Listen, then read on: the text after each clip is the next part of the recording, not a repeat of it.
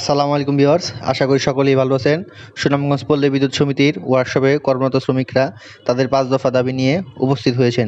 ইতিমধ্যেই আপনারা দেখতে পাচ্ছেন সুনামগঞ্জ পল্লী বিদ্যুৎ সমিতিতে নিয়োজিত কর্মকর্তাবৃন্দ তাদের দাবির বিচার বিবেচনা হবে এমনটা আশ্বাস দিয়ে স্থান ত্যাগ করার অনুরোধ করছেন।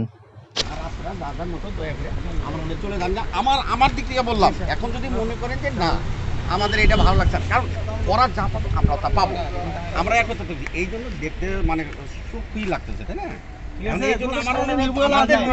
আমরা ভাই একটু কাইন্ডলি আপনারা এটা বলে আমার কাছে ভালো হয়,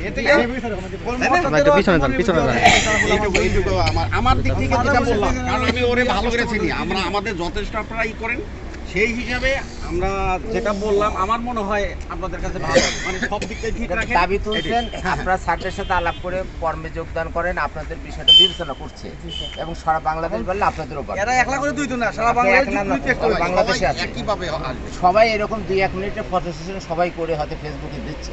আপনারা দাঁড়াইছেন, তখন প্রথমে যখন দাঁড়াইছেন আমি কিন্তু কিছু বলি নাই। আপনাদের যে দাবিতে কর্মসূচিতে দাঁড়াইছেন সমস্ত করেছেন, কারণ এখানে আপনার এটা দরকার কর্তৃপক্ষকে দেখানো যাচ্ছে দাঁড়াইছেন এইটাই আপনার দেখানোর এখন যাও গা বুঝে যাও, আমি এটাই বলছি। এটা ইমপ্যাক্ট কি হবে এটা